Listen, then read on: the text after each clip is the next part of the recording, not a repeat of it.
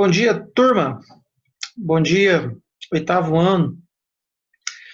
Bom, galerinha, vamos aí nessa aula de hoje dar início, né, e término no último módulo da nossa apostila aí, da apostila 2, né?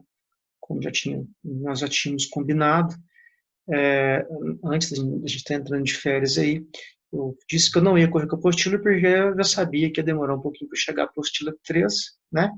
Então, hoje, na aula de hoje, a gente consegue aí finalizar, né, a apostila 2 aí com a Europa, economia rural. Porém, finalizar no sentido da explicação, né, porque vocês vão ter que fazer as atividades logo depois, né, tanto desses últimos dois módulos. Para a semana que vem a gente está fazendo um plantão de dúvidas, tá tirando todas as dúvidas de vocês aí, e está também fazendo a correção dos exercícios para aí depois, aí sim, né, a gente está conseguindo entrar na apostila 3, independente se ela ter chegado ou não, certo? Então vamos lá, turma. Europa, a economia rural. Esse agora é o último módulo, inclusive a gente começa aí, né, está começando a, a fechar também o estudo sobre o continente europeu, né? A gente está estudando a Europa desde o começo do segundo bimestre aí, na apostila 2 inteirinha, ela foi falando sobre o continente europeu. E se eu não estiver enganado, né, nós vamos ver só na próxima apostila 3, no começo dela, se eu não estiver enganado, é sobre o poderio industrial, né? A Europa, economia, questão industrial, para aí sim a gente está fechando de vez, né, o assunto sobre o continente europeu, tá certo? Bom, vamos lá então. Primeira coisa que eu coloquei para vocês aqui, alguns tópicos para a gente poder estar levando em consideração e facilitando o entendimento de vocês. Eu coloquei aqui, né, primeiramente, características gerais. Tá? Essas aqui são as características gerais, porque na próxima tela aí nós vamos estar observando aí algumas características já mais baseadas no nosso assunto aqui. Tá? Essa aqui eu vou dar para vocês uma visão geral. Nós estamos falando do continente europeu.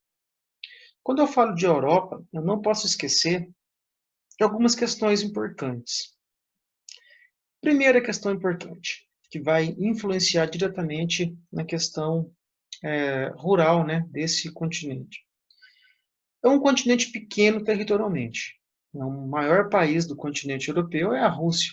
Tá certo que tem terras tanto na Europa quanto na Ásia, mas se eu pegar só a parte europeia, ainda é maior que todos os outros países desse continente. Então, ele é um continente pequeno, com países também de pequena extensão. Então, eu falo para vocês desde lá do sexto ano. Quanto maior a extensão territorial de um país, maior vai ser o quê? A diversidade, né, econômica dele, que ele pode estar explorando aí dentro desse território, desde extração de minérios até a prática da agricultura, como também a prática da pecuária.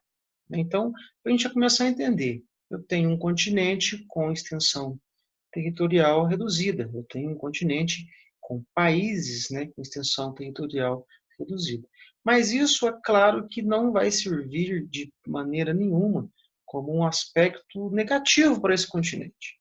Até porque a gente vai perceber no decorrer da minha explicação nessa aula de hoje que o poder rural, né, o setor da economia do continente europeu voltado para o setor primário, voltado aí mais diretamente para a questão rural, não é o setor predominante desse continente, não é o que mais movimenta a economia desse continente. Então, a questão territorial nesse sentido já não vai ser tão importante, né? Pelo contrário, o que eles têm de terras cultiváveis ali é, inclusive, muito importante para o continente, de acordo com algum ponto de vista que a gente vai estar falando sobre isso daí também mais à frente, né? Outra questão interessante, de maneira geral, que a gente já está começando a entender como é que vai ser a economia rural desse continente, né? É ali que começou a Revolução Industrial. Então, a gente sabe que os países onde começou primeiro, teve primeiro, né, a Revolução Industrial, esses são países hoje considerados grandes potências industriais. Então, a gente entende o seguinte, um dia, né, séculos passados, o continente europeu ele foi um continente onde a maioria dos países, todos os países, viviam do setor rural, né, do setor primário. Mas a partir do momento que ali começa, século XVIII, final do século XVIII, início do século XIX, a Revolução Industrial, esse cenário se modifica. Se modifica porque começa o quê? A Revolução Industrial. E a gente sabe que lugares onde tem Revolução Industrial, eu tenho o quê? Processo de êxodo rural. Eu tenho a população migrando do campo para as áreas urbanas. Então, automaticamente, esse foi um processo que se iniciou também dentro do continente europeu. Né? Então, automaticamente, foi na Europa que começou a modernização, inclusive de onde? Do campo. A gente sabe que a modernização no campo, a mecanização no campo, contribui para a liberação da mão de obra daqueles trabalhadores que ali estão. Né? Por quê? Porque essa galera migra. Migra para onde? Para os grandes centros urbanos. Né? Outra questão, outro tópico que é importante para a gente poder estar entendendo sobre o continente europeu é que ele possui uma grande diversidade de paisagens naturais. A gente estudou sobre isso no início do módulo. Né? A gente sabe que o clima predominante, por exemplo, desse continente aí é o clima temperado. E eu falo para vocês desde o sexto ano que o clima temperado é o tipo de clima mais propício à prática da agricultura. Né? A planta ali vai se desenvolvendo lentamente de acordo com as estações do ano. Né? O clima que tem as estações do ano mais bem definidas. Né? A gente pega o tropical brasileiro, por exemplo, nós temos duas estações bem definidas, uma seca e outra chuvosa, quente e chuvosa. Né? Já não é o mesmo processo que acontece dentro do continente europeu. O clima temperado ele é muito propício à prática da agricultura. Uma outra questão importante quando a gente fala de questões naturais, a gente não pode esquecer, é o relevo. Eu falei para vocês que o relevo do continente europeu é formado predominantemente por planícies. E a gente sabe que relevo formado por planícies, eles são muito propícios, né, à prática, tá? Tanto da agricultura quanto da pecuária. Né? O relevo mais plano fica mais fácil para você entrar com máquinas, você investir em tecnologia, na modernização, né, no uso de máquinas, propriamente dito, dentro das áreas rurais. Porém, aqui no segundo tópico agora, muito importante isso daqui, a Europa tem mais de 50 nações, né? Porém, dessas mais de 50 nações aí, nós vamos focar os nossos estudos somente na União Europeia, tá certo? A União Europeia, para quem não lembra, é um bloco econômico, né? O primeiro bloco econômico criado no planeta, que é composto aí hoje por mais ou menos 26 países, 26, 27 países membros, tá certo? De 25 a 27 países membros, né? Teve alguns que estão em fase de saída, inclusive, desse bloco econômico, mas não é o nosso assunto aqui agora, não vamos focar nisso daí. E esses países que formam a União Europeia é onde a gente vai focar o nosso estudo. Porém, já é muito interessante e importante ir entendendo. Tudo que eu vou estar falando aqui vai dar diferença dos países da União Europeia para aqueles países que não fazem parte da União Europeia. Então, vai ter algumas questões diferentes nisso daí. Tá certo? Muito importante vocês entenderem isso. Vocês vão ver mais para frente, vão entender o que eu estou querendo dizer para vocês. Os países da União Europeia, querendo ou não, eles têm um poder, um padrão de vida superior que os outros países do continente europeu que não fazem parte do bloco. Então, mesmo me referindo a questões rurais, a gente vai observar que tem sim, né, disparidades, diferenças entre esses países da União Europeia e aqueles países que não fazem parte desse bloco econômico. Certo? Vamos lá. Agora, características da produção agropecuária. Então, estou me referindo aqui tanto à agricultura quanto à pecuária. Tá? Aí tem várias questões que a gente está observando. A primeira que a apostilinha de vocês trouxe foi predomínio de pequenas propriedades. A gente vai ver que isso aqui, inclusive, é uma questão diferente, né, se a gente for comparar aqui com o nosso território brasileiro. Aqui no Brasil, a gente observa, né, nós estudamos sobre isso também, lá no sétimo ano, que nós temos terras enormes, né, grandes latifúndios, grandes propriedades de terras, nas mãos de poucas pessoas, e as pequenas propriedades de terra estão na maioria, né, das mãos das pessoas aqui no nosso território. Porém, não é o mesmo processo dentro do continente europeu. Percebam que, inclusive, pode cair na prova, isso que é interessante vocês estarem anotando aí, predomina dentro do continente europeu as pequenas propriedades. Você pode estar me perguntando por quê? justamente pelo que eu expliquei anteriormente ali naqueles tópicos, né, na tela anterior. A Europa, devido ter sido o berço da Revolução Industrial, então não vai ser o setor primário, a agricultura, muito menos a pecuária, que vai movimentar a economia desses países. É assim o setor terciário, né? Outra questão é a extensão territorial, né? A gente vai perceber que dá até a impressão, né, falar, mas então quer dizer que a agricultura e a pecuária do continente europeu, ela não tem importância nenhuma? Claro que tem. Tem importância, sim, uma grande importância para dentro dos países desse continente. Mas não é a principal atividade econômica. Não é o que mais movimenta a economia desse continente. Então, automaticamente, por questões territoriais, por questões econômicas, né, maior parcela da população residindo nas áreas urbanas e não nas áreas rurais, são os primeiros países do mundo que passaram pelo processo de urbanização, a gente vai ter dentro desse continente, sem dúvida alguma, o predomínio de pequenas propriedades. Porém, olha só os 3 tópicos que eu coloquei aqui para vocês, que a gente está observando, muito importante, entenderem eles aí, olha só. O campo europeu apresenta um grande número, né, de pequenas propriedades. Né? Isso aqui está só fechando o que eu disse logo acima. Olha só o segundo tópico. Existe no continente uma concentração das terras nas mãos de um pequeno número de agricultores. Também volta naquela questão que eu acabei de comentar, né?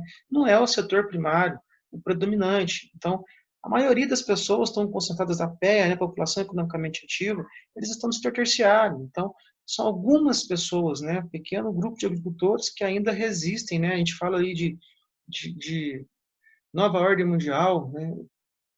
Na atualidade aí esse mundo capitalista que nós estamos vivendo, onde os centros urbanos acabam propiciando melhores condições de vida, mas mesmo assim alguns agricultores ainda conseguem resistir a esse mundo globalizado que nós estamos vivendo e vivem ainda do setor primário, mas percebam que são poucos, né? São poucos, um número pequeno de agricultores que ainda vivem, né, dentro do continente europeu, dentro da União Europeia, que vivem da agricultura e também da pecuária.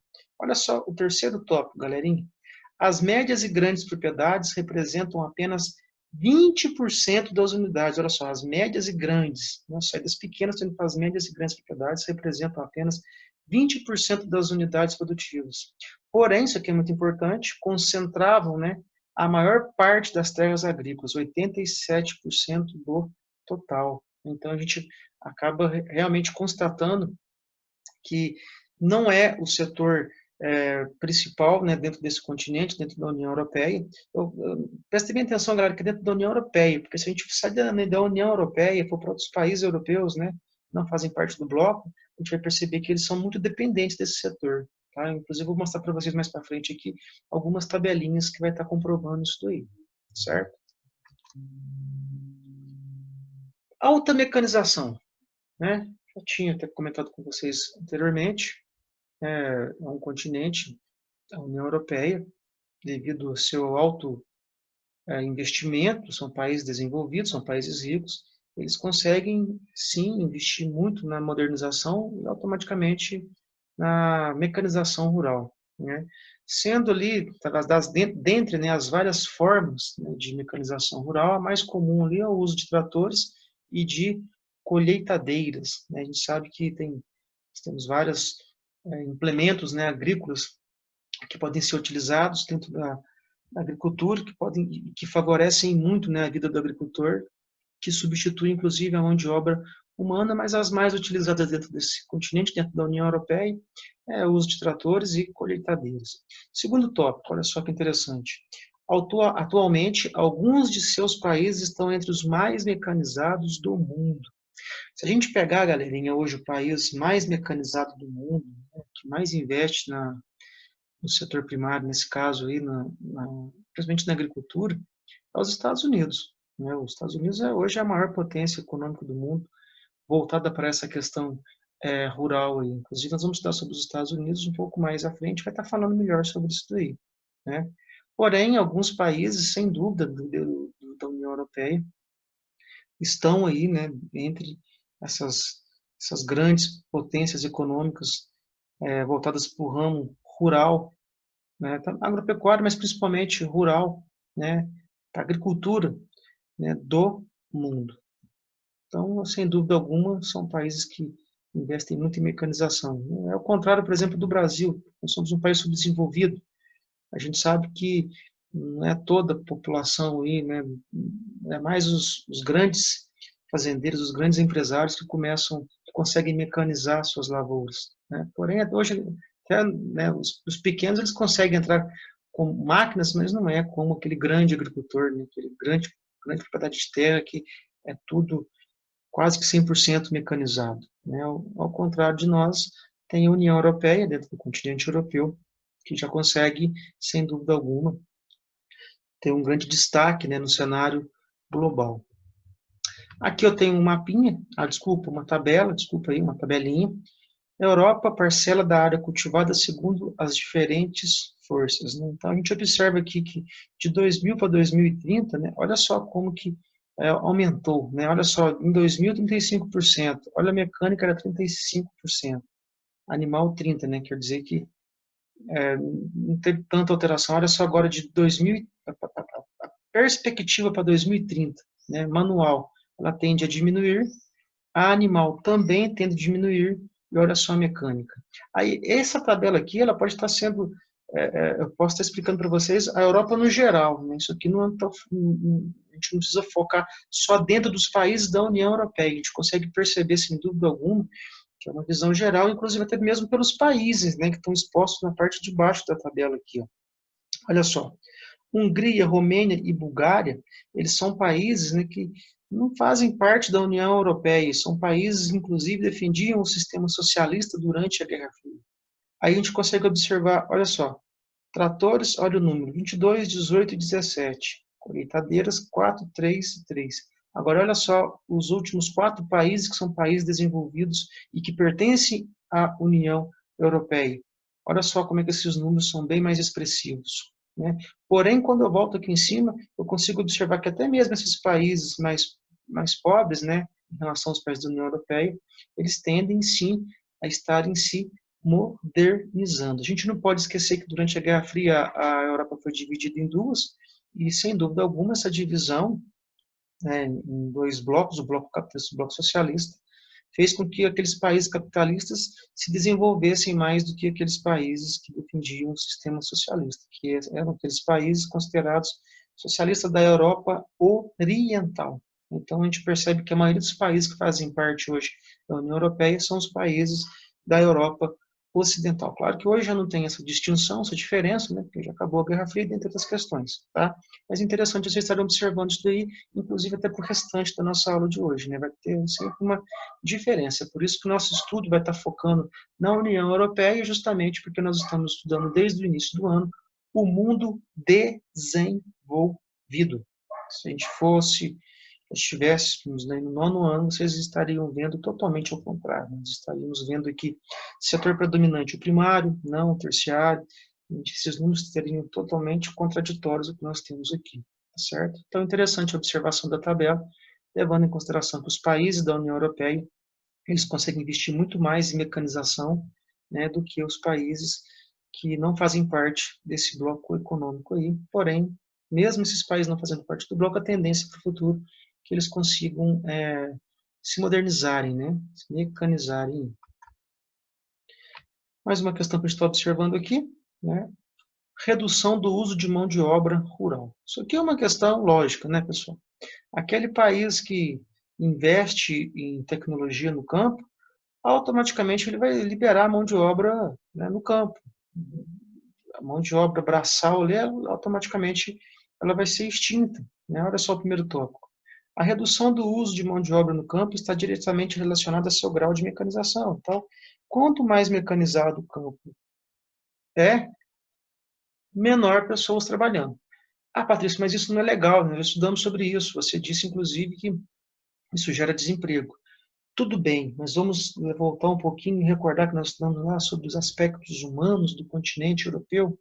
Dentro desses aspectos humanos, o que a gente consegue entender? A gente consegue observar que a maior parcela da população europeia é formada por idosos, né? Inclusive, essa questão desses idosos aí vai ser um problema para o campo, porque a população está ficando idosa e não está tendo nem mão de obra no próprio campo, para poder dar sequência, né, naquele trabalho, naquela agricultura familiar que é muito importante para o continente europeu. Então, automaticamente, no mesmo momento que eu não tenho muitas pessoas no campo, justamente porque elas migraram para as áreas rurais, urbanas, desculpa, ou porque elas estão ficando idosas, estão se aposentando, a gente não pode esquecer que uma tendência do continente, da população, do continente europeu, é que ela comece, né, já vem aí nos últimos anos, ela comece a declinar, né, ela vai começar a diminuir. Aí vai ser um problema na frente, vai faltar mão de obra até mesmo na área rural. Diferente do Brasil, né, galera? Quando as máquinas chegam, até hoje, infelizmente isso acontece, ela substitui a mão de obra humana e gera o que? Um desemprego altíssimo. Até porque, fazendo essa comparação, né, a taxa de natalidade do Brasil é ainda bem maior do que a taxa de natalidade dos países da União Europeia. Segundo tópico, a menor parte da PEA, que é a população economicamente ativa, né, empregada no campo, está empregada no campo, ou seja, isso é inferior a 10%. Isso aqui também sem novidade nenhuma, porque eu já disse, não é o setor econômico que mais movimenta a economia dos países da União Europeia. Como eu já disse, repito, é o setor terciário, o setor predominante desse continente. Né? Terceiro tópico, alguns países estão acima da média da União Europeia. Isso aqui, sem dúvida, pode acontecer. Agora, pode acontecer e acontece. Agora, quais seriam aqueles países, né, que estão acima da média da União Europeia aqui? Sem dúvida alguma, são os países do lado oriental.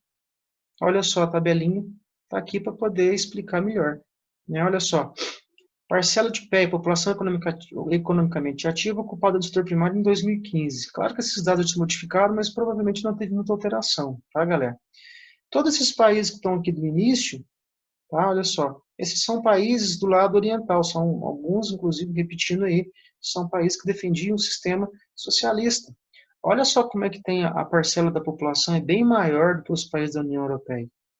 Isso reflete o quê? O grau de desenvolvimento entre esses países.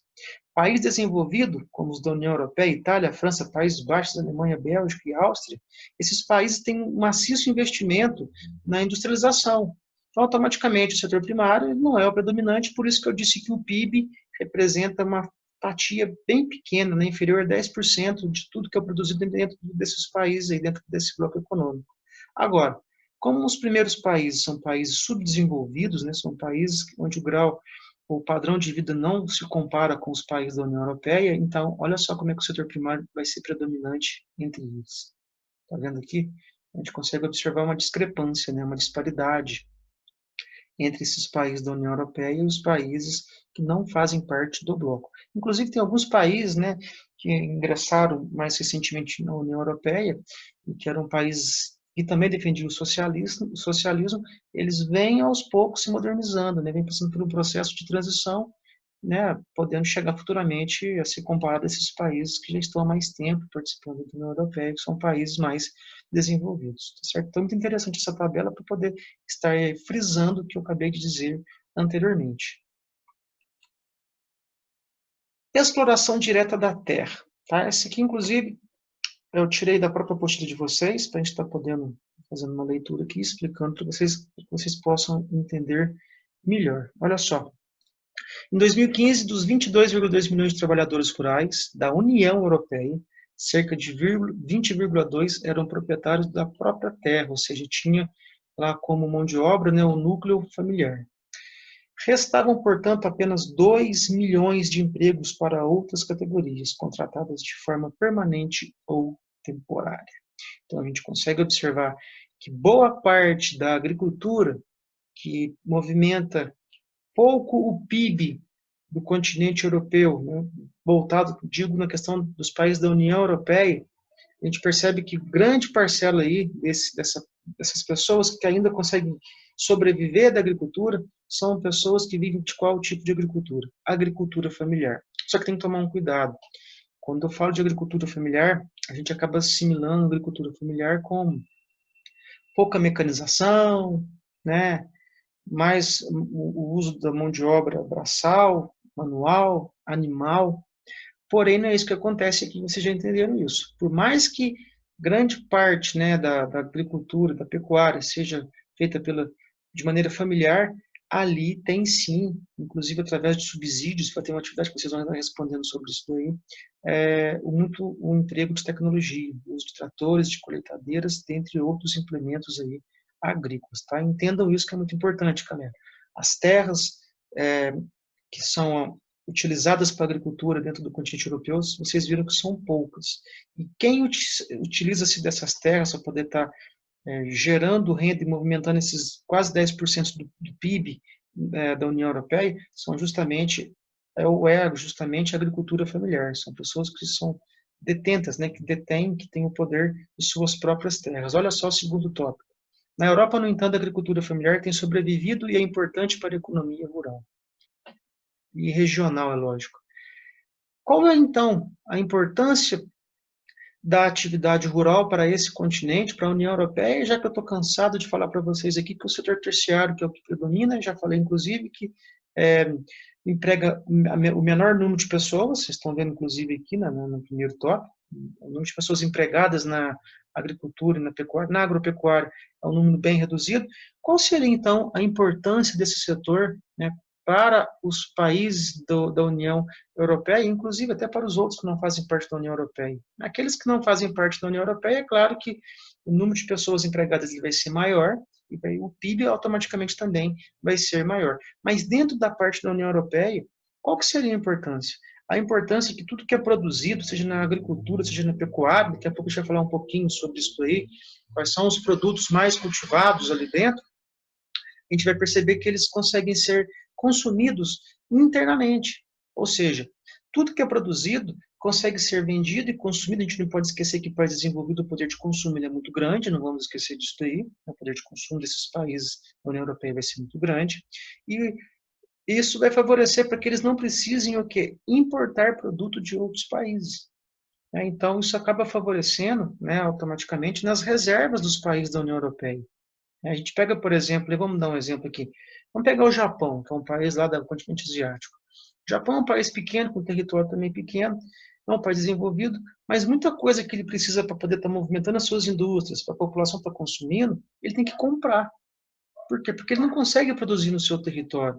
Já não é o caso que vai acontecer com os países da União Europeia, porque eles conseguem produzir o que eles produzem, conseguem abastecer grande parte do mercado interno, né, já se tratando de um grande mercado consumidor, e, inclusive, alguns produtos podem até ser mesmo que exportados para outros países. Então, a importância da agricultura e da pecuária para os países da União Europeia é, sem dúvida, que os tornam o quê? Autossuficiente em vários produtos, favorecendo, né, de maneira positiva as reservas econômicas desses países aí. O terceiro tópico aqui, um dos problemas da agricultura familiar na Europa é o envelhecimento da população do campo e a fuga de jovens para as áreas urbanas. Já expliquei para vocês também um pouco mais atrás aí, né? Não é um problema só para a agricultura e para a pecuária, é um problema no geral, que inclusive nós já comentamos sobre isso aí nas primeiras matérias do primeiro bimestre, né? Essa questão do envelhecimento da população europeia, além da questão previdenciária, né? Tem também a questão da mão de obra, né? Querendo ou não, as máquinas hoje ainda elas não substituem 100% todas as áreas, né? Nós precisamos ainda de seres humanos fazendo algumas atividades, além de muitas vezes ser mão de obra barata em relação à mecanização. Mas é uma questão que também já vem influenciando aí, a agricultura familiar, né? O meio rural, o campo, esses países aí da União Europeia. Produção comercial intensiva, né? Se eu já disse desde o início que a gente observa modernização, implementos, tratores, colheitadeiras, uso de tecnologia, é claro que a produção comercial ela vai ser o que? Intensiva. Lembrando que aquela extensiva é aquela que não requer muito investimento em tecnologia no campo, seja na agricultura, seja na pecuária. Né? Então, olha só o primeiro tópico. Elevado investimento em modernização agrícola, sem dúvida alguma, né? Se é intensivo, vai ter muito investimento tecnológico, tanto na agricultura quanto na pecuária, principalmente na agricultura, viu, pessoal? Segundo tópico, necessidade de mercado consumidor de alto poder aquisitivo, né? Já que seus produtos são de melhor qualidade, automaticamente eles são produtos mais caros. Isso aqui também é uma questão natural quando a gente fala da questão comercial intensiva. Se eu tenho ali investimento tecnológico, modernização no campo, eu estou buscando uma melhor produtividade, automaticamente esses produtos terão uma grande qualidade, automaticamente esses produtos serão vendidos mais caros. Porém, a gente trata-se de países desenvolvidos onde o poder de consumo ele é alto e o poder aquisitivo da maior parte da população também é alto, então eles conseguem estar consumindo esses produtos aí. Aqui eu tenho mais uma tabelinha, né, para dar sequência na última parte do módulo que nós vimos. Olha só, Europa, produtividade média por trabalhador agrícola em 2014. E a gente consegue observar aqui que aqueles países que possuem, que os países mais desenvolvidos, eles acabam mais uma vez dando que uma diferencinha, né, em relação àqueles que são países mais subdesenvolvidos que estão do lado oriental do continente. Então, a gente consegue observar que essa produtividade média por trabalhador, esses dados de 2014, eles também oscilam, né, entre aquelas potências mais pobres e aquelas potências mais ricas. A gente pode observar aqui que Reino Unido, França, Alemanha, Países Baixos, olha só como é que os números são mais expressivos, né, em relação àqueles outros que são considerados países com nível, né, econômico mais baixo em relação a esses aí. Pequena parcela do PIB, já acabei comentando com vocês, né, mas olha lá. Na maior parte dos países da União Europeia, a agropecuária contribui com uma parcela pequena da formação do PIB, já expliquei isso aqui para vocês, espero que tenham entendido.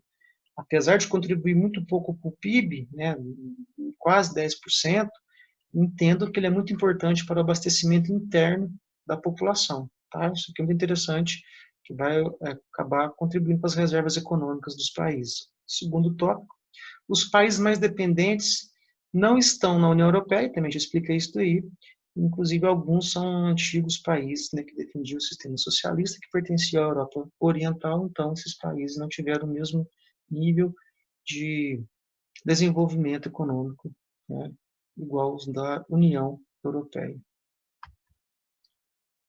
Aqui tem também mais uma tabelinha para estar comprovando isso aqui. A gente observa lá, a União Europeia, parcela do PIB gerada pelo setor primário. Olha só na União Europeia como ele é bem pequenininho, olha só, 1,6 da França, 1,6 dos Países Baixos, Áustria, olha só, Alemanha, Bélgica, zero, não chega nenhum, quer dizer, contribui muito pouco para o PIB, lembrando que o PIB, né, o Produto Interno Bruto, é toda a renda anual, né, que movimentou a economia de um país.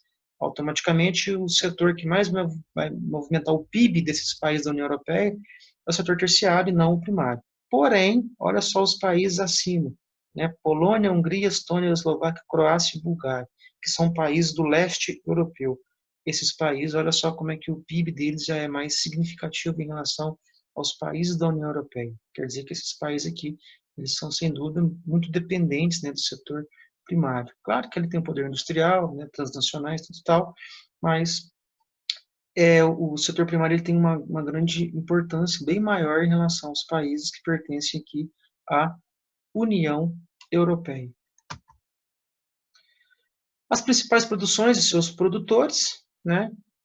Primeiro tópico aqui, a grande diversidade de produções agropecuárias dos países da União Europeia é explicada pelos seus diferentes tipos de solo, né, já expliquei isso no início, de clima, pela variedade de suas tradições culturais e por muitos fatores históricos. Né. Os países de maior produção são, isso aqui é importante, tá, se quiser anotar isso aí, inclusive, os países de maior produção são Alemanha, França, Itália, Espanha e Reino Unido. Né. Claro que cada um produzindo ali um tipo de, de cultura, né? Trigo, cevada, uva, dentre outros, né? Dentro da pecuária, suínos, ovelhas, ovinos e assim por diante. Aqui eu tenho a tabelinha que vem estar concluindo o que eu acabei de explicar anteriormente, né? A gente percebe aqui que as pastagens permanentes, ela é bem considerável, né? Ela sem dúvida aí, a maior aí, né? Olha só, elas acabam sendo muito extensas, vai dar aí 33,2%, né, que vai representar aí quase a metade, né, da área agrícola da União Europeia. E como eu já disse, os países que mais vão se destacar, né, nessas áreas de pastos permanentes aí é a França, a Alemanha, Reino Unido e também a Espanha. A gente observa também que em segundo colocado aí fica os cereais, né? Esses cereais aí ele vai ocupar vai dar aí quase um terço das terras, né, agrícolas desse continente. São essencialmente aí essenciais, importantes, principalmente para a alimentação, além também, né, desses cereais ser o que vai estar dando mais lucro aí aos produtores. Entre esses cereais aí, os principais, né, os que são mais produzidos, a gente tem aí o trigo, nós temos ali o centeio, o arroz, temos a cevada, a aveia e também o milho, além, né, de outras culturas aí que são consideradas temporárias, né, que não conseguem estar produzindo praticamente durante o ano todo, dependendo da localidade, é claro, do país, né. Isso aqui é uma questão, inclusive, muito importante, galera, é que, se a gente for observar nas últimas décadas aí, graças a essa modernização e graças a essa diversificação nas produções, né, além, isso aí contribuiu muito para além de gerar muita renda para os agricultores, né, acabou favorecendo também as exportações, né, então vários produtos aí eles podem estar sendo até mesmo exportados, contribuindo aí para o produto interno bruto de vários países. Bom, galerinha, fico por aqui, tá certo? Espero que tenham entendido. Qualquer dúvida vocês podem estar me chamando no particular, certo? Porém, nós vamos marcar aí, sem dúvida alguma, uma maneira para estar sanando as dúvidas de vocês aí e para a gente estar fazendo as correções das atividades. Então, agora, bora, inclusive, fazer a correção, né?